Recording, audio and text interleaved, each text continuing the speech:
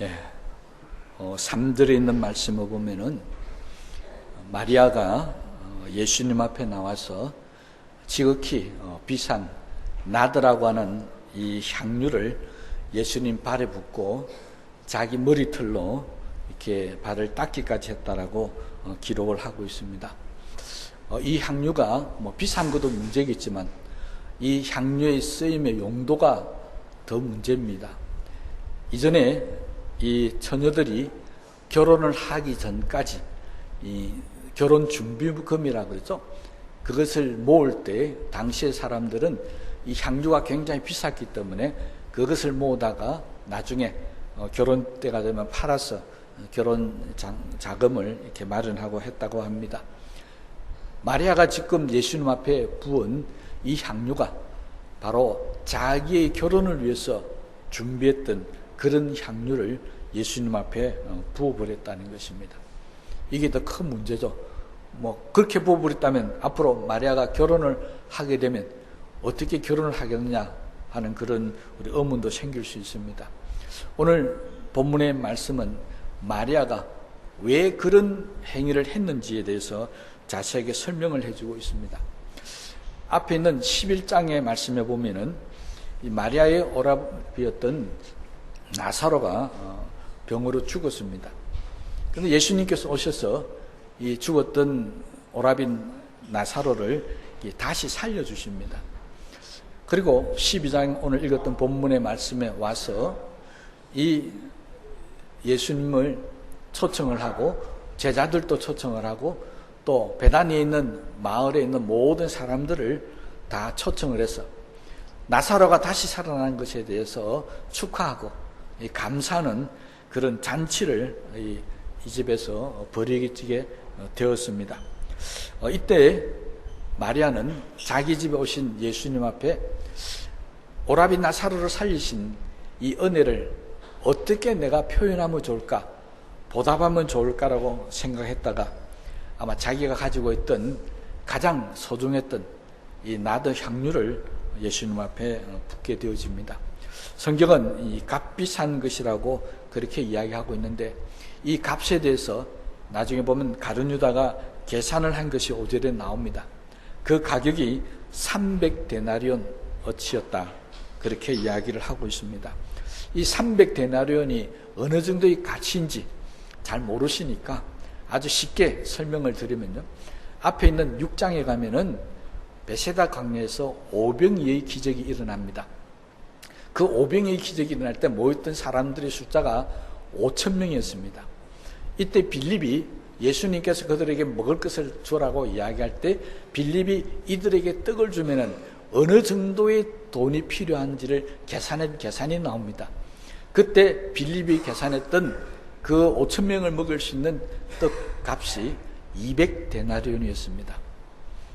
지금 향유를 부었던 이 나드 한 근의 가격이 얼마라고요? 300데나리온입니다. 그러면 계산이 나오죠. 바로 7,500명 정도를 먹일 수 있는 그런 값어치가 되는 향유였다는 사실을 우리가 계산적으로 나옵니다. 그러니까 이게 가격이 어마어마했겠죠. 그렇잖아요. 요즘 7,500명을 먹이려면 1인당 만 원씩만 잡아도 7,500만 원입니다. 이 어마어마한 가격을 예수님 발 앞에 부어버렸다는 것입니다. 왜 그랬을까요? 마리아는 예수님에 대해서 너무 감사했다는 겁니다. 죽었던 오라비를 살려준 그 은혜가 너무 감사했어요. 예수님의 그 은혜에 대한 보답으로 부어버린 겁니다. 마리아는 죽은 사람이 살아나올 것이라는 것은 꿈에도 생각을 못했습니다. 그래서 죽은 뒤 예수님이 집에 당도하자 예수님 앞에 불평을 쏟아놓습니다. 예수님이 이곳에 계셨더라면 내 오라비가 죽지 않았을 텐데, 그 말은 뭡니까? 왜 이렇게 늦게 왔느냐는 것입니다. 그런데 예수님께서 이 병은 죽을 병이 아니라 하나님의 영광을 위함이다. 내가 믿으면 하나님의 영광을 보리라. 그러면서 나사로 살려버립니다. 그 모습을 보면서 마리아는 지금도까지도 믿음이 좋았지만 그 모습을 보면서 마리아는 믿음이 엄청 커버렸습니다. 야, 진짜 예수님은 하나님의 아들이 맞구나. 아마 그 일을 통해서 마리아가 느꼈던 것 같습니다. 그러면서 이 엄청난 은혜를 어떻게 보답할 것인가 생각하다가 이 향유를 부었다는 것입니다. 가격을 따지지 않았습니다. 여러분, 가격을 따졌다면 아까워서 붓겠습니까? 아니었습니다. 마리아가 생각했던 이게 나한테 얼마나 소중한 결혼 지참금인지, 또 이게 얼마나 비싼 건지, 그런 거는 전혀 계산하지 않았습니다. 오직 마리아가 생각했던 것은 오라비를 살려줬던 예수님의 은혜에 대해서 내가 어떻게 보답할 수 있을까? 마리아는 이것밖에 생각하지 않았다는 것입니다. 그러니 그걸 붓고도 아까워하지 않았습니다. 여러분, 우리가 하나님 앞에 드리는 우리 헌물, 예물이 정말 향기롭고 값지고 아름다우려면요, 하나님께서 내게 베푸르신 은혜에 감사하는 마음이 있어야 합니다. 오늘 우리가 맥주 감사주일 예배로 하나님께 드리지만요, 우리가 크든지 작든지 어떤 것을 드리는지 그것을 드리는 마음속에 하나님에 대한 감사가 있어야 한다는 것입니다. 좀 전에 말씀드렸던 오병이의 기적, 그게 왜 일어났습니까? 어린 소년이 가지고 있었던 한 끼 도시락 정도밖에 안 됩니다. 우리 요즘 돈으로 하면 만도 채 안 되는 그걸 하나 앞에 드렸습니다. 이거는 값비싼 예물일까요? 값싼 예물일까요? 여러분, 아까 말씀드렸잖아요. 이 예물의 값어치가 어느 정도냐? 빌립은 미리 계산을 했습니다. 이 오병이의 가치는 얼마라고요? 200데나리온이었습니다. 실제적인 가격을 따지면 만 원도 채 안 될 그 돈이 주님 앞에 들어섰을 때 그 가치가 달라지더라는 겁니다. 200데나리온으로 바뀌어버렸습니다. 얼마나 놀란 것입니까? 우리가 주님 앞에 들어지는 것은요, 크고 작든지 그게 문제가 안 됩니다. 성경은요, 한 가부가 주님 앞에 들었던 2렙돈, 지극히 작은 그 2렙돈조차도 받으시고 기뻐하셨다는 것입니다. 우리가 주님 앞에 드리지는 예물은요, 값싼 것이 없습니다.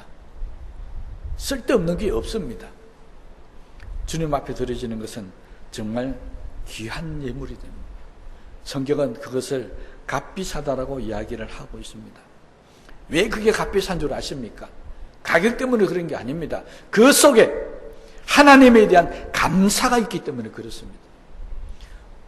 마리아가 드렸던 이 향유에 주님에 대한 감사가 없었더라면 이건 아무리 300데나리온 돈을 갖다 부어도 이건 귀한 예물이 아닙니다.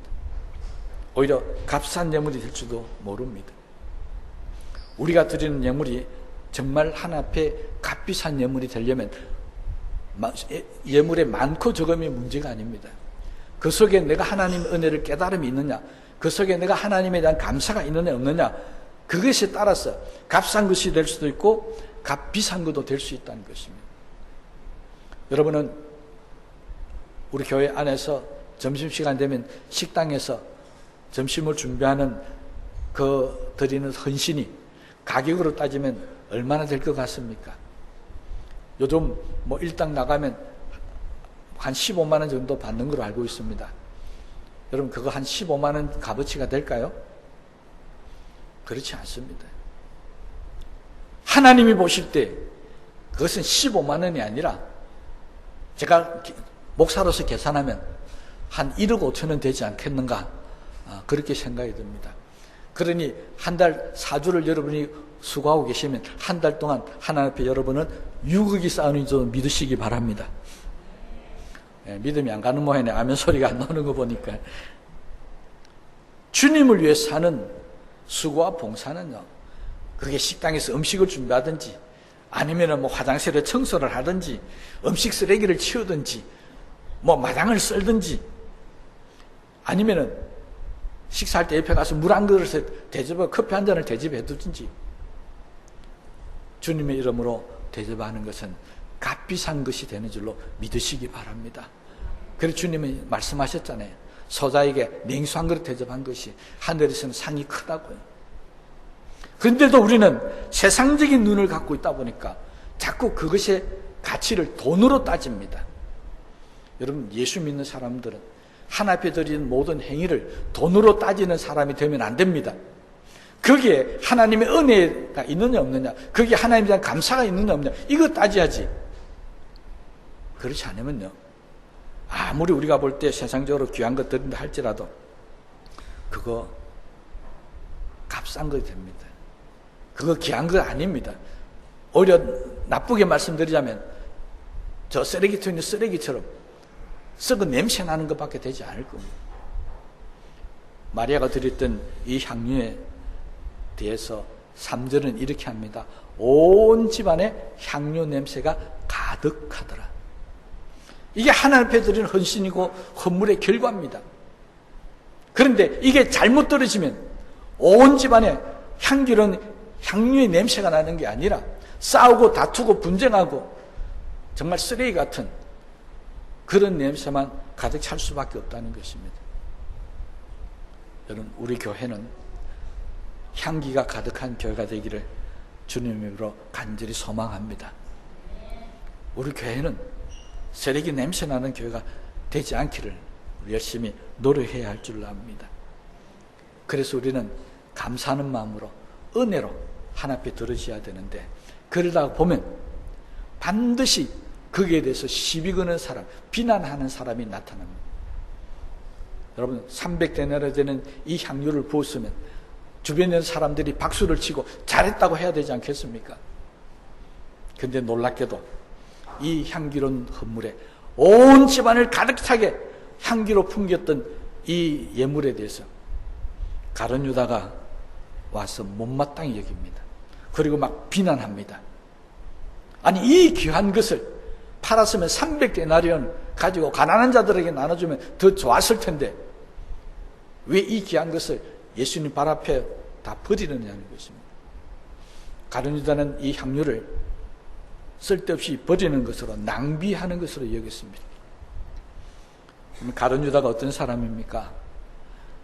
예수님의 사랑받던 제자였습니다. 여러분, 가룟 유다는 12제자들 가운데 재정을 맡았던 제자입니다. 그만큼 예수님이 믿고 맡겼다는 것입니다. 가룟 유다는 3년 동안 예수님을 쫓아다니면서 수많은 기적을 그의 눈으로 직접 보았습니다. 38년 된 병자가 일어나는 것도 보았습니다. 소경이 눈을 뜨는 것도 보았습니다. 심지어 나사로가 죽었다가 살아나는 것도 그 자리에서 똑똑히 보았습니다. 이런 가룟 유다가 이 마리아의 향유에 대해서 비난을 합니다. 왜 그럴까요? 자기는 들을 향유가 없어서 질투해서 비난했을까요? 아니었습니다. 이 가룟 유다는 우리식으로 이야기하면 3년 동안에는 예수님을 쫓아다녔지만 그는 은혜를 받지 못했습니다. 그는 주님께 감사하는 마음이 없었습니다. 3년 동안 수많은 기적을 체험하고 하나님의 말씀을 들었지만 그 속에는 주님에 대한 감사가 없었습니다. 놀랍게도요, 이날이 6월절 엿새 전인데 정확하게 일주일 후에 이 가룟 유다는 예수님을 은 30 받고 팔아버립니다. 가룟 유다는요, 3년 동안 예수님의 교육을 받고 예수님의 기적을 보고 함께 살았지만 그는 은혜를 받지 못했기 때문에 예수님보다 돈을 더 사랑했습니다. 그래서 예수님이 돈 전대를 맡겨 놓았는데 오늘 6절 말씀에 보면 어떻게 이야기하고 있습니까? 그는 도둑이다. 돈계를 맡고 거기 넣는 것을 훔쳐가미르라. 여러분, 가룟 유다는요, 돈 전대에 돈이 많이 들어와야 됩니다. 재정이 넉넉하기 위해서가 아닙니다. 그 전대에 돈이 많이 쌓이면 자기가 훔쳐갈 것이 많기 때문에 그렇습니다. 그러니 마리아 이 향유가 300데나리온 되는 거 자기 돈 전대에 들어오면 얼마나 또 훔쳐가겠습니까? 가룟 유다는 예수님을 따라다니면서 돈을 더 사랑했던 사람입니다. 그래서 뭘 할 때마다 가룟 유다는 돈으로 계산합니다. 그러니 다른 사람들은 아무도 말 안 하는데 마리아 이 향유에 대해서 가룟 유다는 한마디 하잖아요. 300데나리온이나 되는데 벌써 가룟 유다의 계산은 끝났습니다. 이건요, 은혜 받은 사람의 모습이 아닙니다. 이건 바로 세상 사람들의 모습입니다. 우리가 살아가는 이 세상에서 세상에 있는 모든 사람들은 다 돈으로 가지고 무엇이든지 간에 다 환산합니다. 계산합니다. 그렇잖아요. 세상 사람들은 전부 다 돈으로 계산합니다. 그런데 우리는 그렇지 않습니다. 우리는 돈으로 계산하는 사람들이 아니라 그 속에 담겨져 있는 하나님에 대한 사랑이나 은혜나 감사하는 마음을 가지고 저 사람이 정말 믿음이 좋은 사람인지, 정말 하나님을 사랑하는 사람인지 그렇게 우리는 판단하는 것입니다. 그런데 가룟 유다는 그렇지 않았습니다. 그는 예수님 앞에 부어진 이 나들을 쓸데없는 것이라 낭비하는 것으로 보았다는 것입니다. 가룟 유다는 바로 예수님과 함께 있었지만 세상에 속한 사람이었습니다. 우리가 조심해야 될 게 이겁니다. 교회 안에서 예수를 믿고 살면서 하나님의 은혜를 깨닫지 못하고 은혜도 받지도 못하고 감사하는 마음도 없이 살아갈 때 우리들 속에는 세상 사람들과 똑같은 사람이 될 수밖에 없는 사람이 있다는 것입니다. 여러분은 어떤 사람이라고 생각하십니까? 교회 안에 예수 믿은 지 몇 년이 되어도 아직도 은혜 받지 못하고 교회 안에서 자꾸 돈으로 계산합니까? 그거 잘못된 겁니다. 우리는 모든 가치를 하나님 앞에 내가 받은 은혜에 대한 감사가 있느냐 없느냐를 계산할 수 있는 그런 사람이 되어져야 될 줄로 믿습니다. 세상에 속한 사람, 다른 말하면 육에 속한 사람은 성경은 이렇게 이야기합니다. 결코 하나님의 일을 알지 못하느니라. 성령의 일을 깨닫지 못한다고 이야기하고 있습니다. 여러분, 하나님의 일을 깨닫고 있습니까? 여러분은 이 마리아가 예수님 앞에 향유를 부을 때 이것이 예수님 말씀하신 대로 예수님의 장례를 준비한 것이라고 여러분 믿고 있습니까? 그럼 여러분은 이 일을 깨달은 사람입니다. 그런데 가룟 유다는 깨닫지 못했습니다. 그래서 돈으로 계산했습니다. 가룟 유다는 3년 동안 주님의 놀라운 기적과 말씀 속에 살았지만 은혜가 뭔지 몰랐습니다. 다른 말로 하면 은혜를 받지 못했습니다. 그 결과 예수님을 하나님의 아들로 믿지 못했습니다. 그러니 은 30에 팔아먹었습니다. 만약 가룟 유다가 예수님이 하나님의 아들이라는 것을 진정으로 믿었다면 두렵고 떨려서라도 예수님을 팔지 못했습니다. 그런데 예수님을 팔았다는 것은 예수님을 하나님의 아들로 믿지 못했다는 것입니다. 수많은 기적을 보고 죽은 자가 살아나는 것을 보면서도 그는 예수님을 하나님의 아들로 인정하지 못했습니다. 가룟 유다만 그렇습니까? 우리들은 어떻습니까? 우리도 예수 믿으면서 얼마나 많은 하나님을 경험하고 체험하고 기도 응답을 받고 하나님의 이적과 표적을 보아왔습니까? 그리고 하나님 말씀을 들었습니까? 그러면서도 아직도 하나님의 일을 깨닫지 못하고 세상적으로 계산한다면 우리도 역시 가룟 유다와 똑같은 사람입니다. 이런 사람은 하나님 앞에 드리는 헌물이 없습니다. 봉사가 없습니다. 헌신이 없습니다. 그래서 성경에 보면 가룟 유다가 예수님을 위해서 무엇을 드렸는지 기록된 것이 단 하나도 없습니다. 그런데 가룟 유다에 대해서 기록한 것은 정반대의 것이 기록되어 있습니다. 하나님 앞에 드려진 것을 도둑질했다라고 그렇게 성경은 기록하고 있습니다. 여러분, 얼마나 안타까운 일입니까? 하나님 앞에 드린 것이 없어도 하나님의 것을 도둑질은 하지 말아야 되죠. 그런데 성경은 가룟 유다를 도둑이라고 기록하고 있습니다. 우리는 가룟 유다를 어떻게 평가합니까? 예수님을 팔아먹은 사람이라고 그렇게 이야기합니다. 여러분, 은혜를 깨닫지 못한 사람은 주님 앞에 드릴 헌물이 없습니다. 봉사와 헌신도 없습니다. 심지어 예수님을 팔아먹어버리는 행위까지 서슴없이 하고 있다는 것입니다. 오히려 하나님의 것을 도둑질합니다. 그래서 가룟 유다는 2000년이 지난 지금까지도 그를 향한 성경의 평가는 도둑이었습니다. 그럼 우리 다시 한번 자신들을 돌아보면서 우리는 하나님 앞에 어떤 마음으로 드리고 어떤 마음으로 주님을 섬기고 있는지 한번 돌아보는 시간이 되시기를 바랍니다. 이렇게 마리를 향해서 비난하는 이 가룟 유다의 말을 듣고 예수님이 났습니다.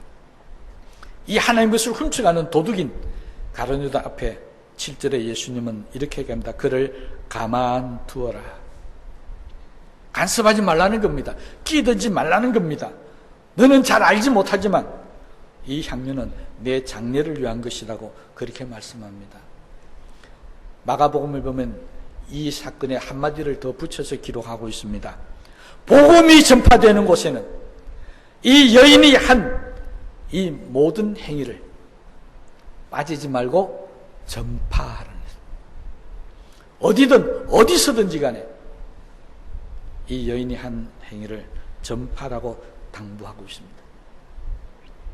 여러분, 가룟 유다는 낭비라고 했지만, 쓸데없는 거라고 했지만, 그리고 비난했지만 예수님은 그를 칭찬했고 예수님은 이를 널리 알리라고 그렇게 말하고 성경은 이 사건을 기록하고 있습니다. 여러분, 우리가 예수님 앞에 드려지는 것을 헌자를 붙인다. 헌물, 몸을 드리면 헌신. 그잖아요. 주님 앞에 드리는 것을 우리는 봉헌이라고 이야기합니다. 봉헌은 값싼 것이 아닙니다. 봉헌은 쓸데없는 게 아니고 낭비가 아닙니다. 비난받을 일이 아닙니다. 교회를 향기롭게 만들고 하나님 앞에 영광을 드리게 나누게 만들고 복음이 전파되는 곳에 함께 증거되는 역사가 하나님 앞에 드린 봉헌이라는 사실을 깨닫게 되게 되시기를 바랍니다. 여러분, 가치를 한번 따져봅시다. 예수님이 나사로를 살린 것이 더 값진 것입니까? 마리아가 나아들을, 이 향유를 예수님 앞에 부은 것이 더 귀한 것입니까? 여러분, 가치를 따져봅시다. 죽은 자가 살아난 것이 훨씬 더 가치가 있습니다. 요즘으로 얘기하면 금덩이를 아무리 많이 갖다 줘도 죽은 자가 살아난 것보다 더 귀한 것이 어디 있겠습니까? 그런데 나사로는 나드 향유 300데나론을 더 가치 있는 것으로 봤다는 것입니다. 가룟 유다는 사람이 살아나는 것하고 상관이 없었습니다. 그가 구원받는 것, 하나님의 백성이 되고 하나님의 영광을 위한 것, 그거 아무 상관없었습니다. 여러분, 정말 우리는 무엇이 더 귀한 것인지를 제대로 볼 수 있는 눈이 있어야 한다는 것입니다. 마리아는 오라비를 살려주신 그 은혜가 너무 귀하고 감사했습니다. 그래서 자기가 가지고 있는 이 나드 한 근의 향유, 이거 주님 앞에 발 앞에 붙는 거 아깝지 않았습니다. 그것만이 아니었죠. 자기 머리털로 예수님 발을 닦았다. 다른 말로 발을 씻겼다는 것입니다. 얼마나 감사했으면 그렇게 했습니까? 오라비를 살려준 것이 내가 향유를 붓고 내 머리털로 발을 씻기는 것보다 훨씬 더 감사하고 더 은혜가 넘쳤다는 것입니다. 그래서 마리아는 서슴없이 그렇게 했었습니다. 혹시 마리아 마음에 아이고 밥만 부을 걸, 아마 조금 더 남겨놓을 걸, 그런 마음이 있었겠습니까? 왜 대답을 안 하십니까? 있었겠습니까? 없었겠습니까? 예. 우리 교인들은 마리아 같은 은혜가 넘치는 사람만 있는 걸 감사합니다. 붓고 아깝지 않았습니다. 그렇잖아요. 아니, 한 근밖에 없어서 부었지, 2근, 10근 있었으면 10근이라도 다 갖다 부었을 겁니다. 주님의 은혜에 감사하는 사람은 주님 앞에 드리는 것이 아깝지를 않습니다. 아까운 게 없습니다. 아무리 많이 드려도 더 드리고 싶었다는 것입니다. 왜 그런 줄 아십니까? 여러분,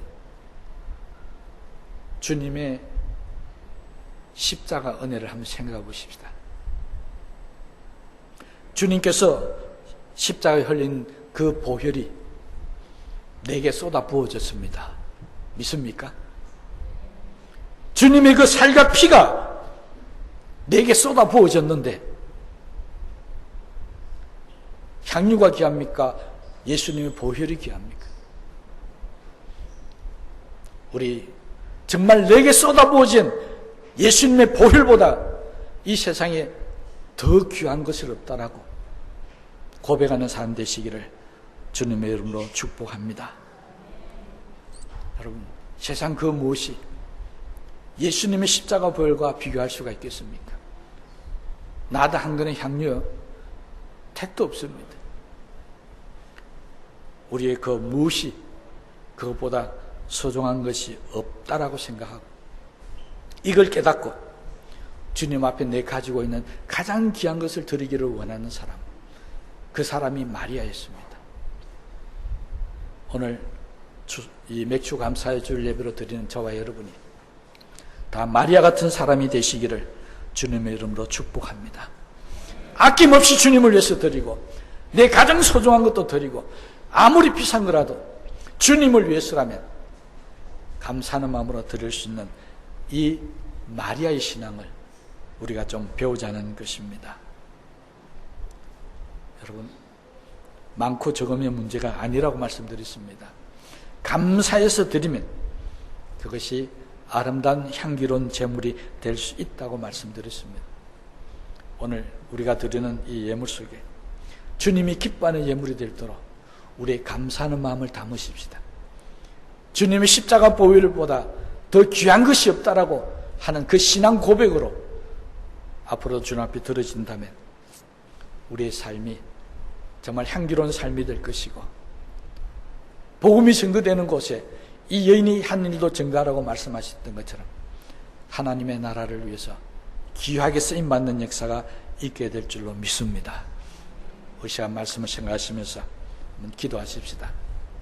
나는 마리아 같은 사람인가? 아니면 가룟유다 같은 사람인가? 나는 성령에 속한 사람인가? 나는 육신에 속한 사람인가?